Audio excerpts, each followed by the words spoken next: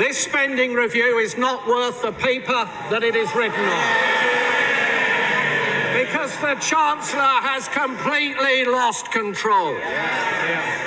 This is the spend now, tax later review. Is Rachel Reeves Spending review falling apart? Shadow Chancellor Mel Stride tears into Rachel Reeves Spending review.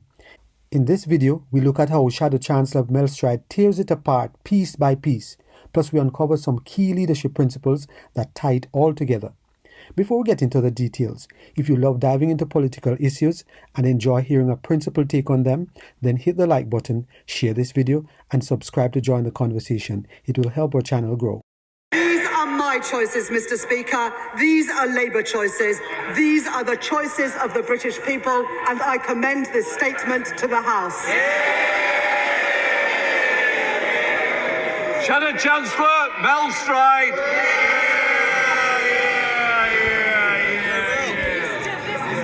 Mr. Speaker, this spending review is not worth the paper that it is written on.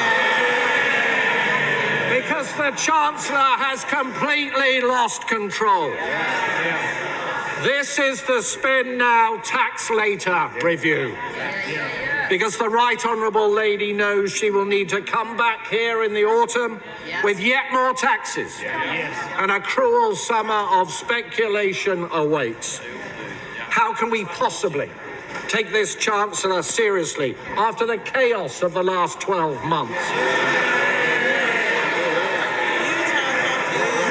We were assured, Mr. Speaker, we were assured at the election that Labour's plans involved barely any additional spending or borrowing. Now, the Chancellor parades her largesse. Hundreds of billions in additional spending over this Parliament. The initial profile for that spending was, of course, significantly front-loaded. But the Chancellor now expects us to believe that she will let spending rise by only 1.2% a year. There is no chance whatsoever of that happening. For the lesson of the last year has been that when the going gets tough, the Right Honourable Lady blinks. She presented herself as the Iron Chancellor, but what we have seen is the tin-foil Chancellor. Flimsy and ready to fold in the face of the slightest pressure. She said she would not fiddle her fiscal rules. Then she did. She said she wouldn't make any unfunded commitments, but with the humiliation of the winter fuel U-turn, she just has. She looked business leaders in the eye and said no more taxes. But we all know what happened next, and we all know what is coming in the autumn. Her own backbenchers, her cabinet colleagues, Labour's trade union paymasters, even the Prime Minister himself, they have all seen that she is weak. And they can smell the blood. They will be back for more, Mr. Speaker, and they will get it. These spending plans are a fantasy. And it's not the truth, Mr. Speaker, that the Chancellor has to maintain this fiction because she has left herself no room for manoeuvre. She is constantly teetering on the edge of blowing her fiscal rules, which she already changed to allow even more borrowing. And the only way she can claim to be meeting her rules is by pretending that she can control spending over the coming years. But, Mr. Speaker, let's look at the record so far.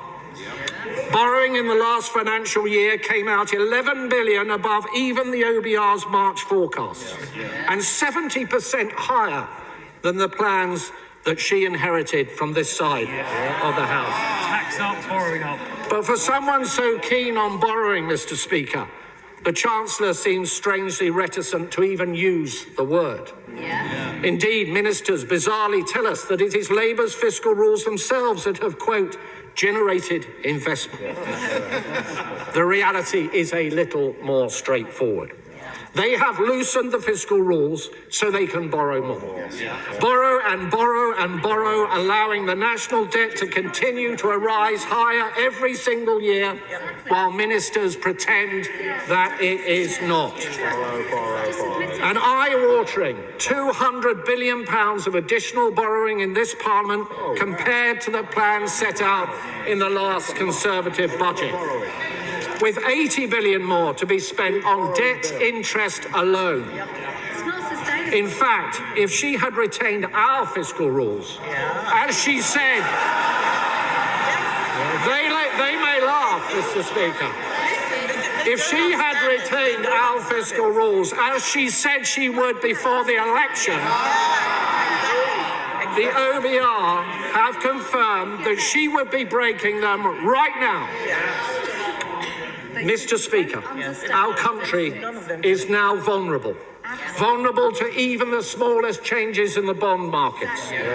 Should we face a sudden external shock, we have no fiscal firepower left with which to respond, all thanks to the Right Honourable Lady's choices. So can I ask the Chancellor, will she be open about what she has done? Will she admit that she has made a conscious choice to borrow more and to accept higher debts? Does she accept this means interest rates and mortgages will be higher than they would otherwise have been, as the OBR themselves have said? And given she continues to claim that she has brought stability to the public finances, can I ask her what on earth her definition of stability is? And Mr. Speaker, the Chancellor must be delighted that she does not have to face a new OBR forecast today. Because if she did, she would have to set out how she will fund her humiliating U-turn on winter fuel payments, having already blown the savings on buying off her trade union paymasters last week. She said this week there was, and I quote, she said, still work to do to ensure that the sums add up. Hardly reassuring from the person in charge of the nation's finances, Mr. Speaker. You don't need to have worked at the Bank of England for a decade to know that that pitiful utterance is unlikely to soothe the markets. So can the Chancellor confirm categorically that there will be no additional borrowing to pay for this chaotic reversal? And if this is the case, can she explain how on earth it can be paid for without raising taxes? And can the Right Honourable Lady explain why last summer, apparently to avoid a run on the pound, Mr. Speaker, this measure was so urgent that pensioners had to be left in the cold over the last winter? What exactly has changed?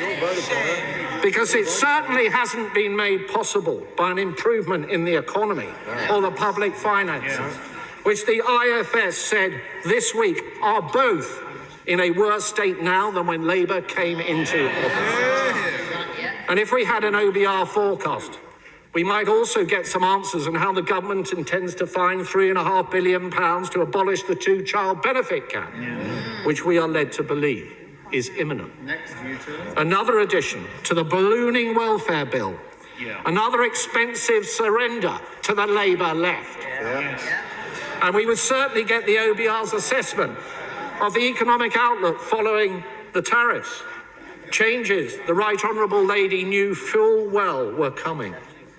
Meanwhile, her deluge of taxes and regulations has left business confidence at record lows, costing people their livelihoods.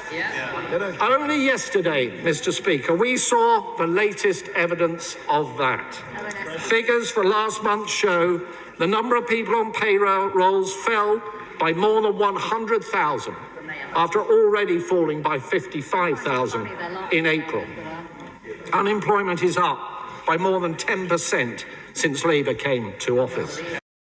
Leaders in government should always put their people first, but far too often they go for political expediency, quick wins that look good in the moment but fall apart quickly.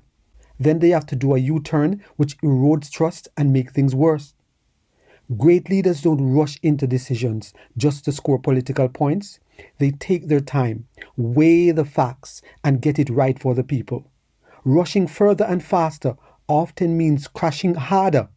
like we've seen with botched policies and U-turns that hurt us all. The next time you hear of a politician pushing a quick fix, ask, are they planning for the long haul or just the next headline? Share your thoughts about this in the comments. If you have benefited in any way from this video, please subscribe, like, share, and be sure to leave us a comment.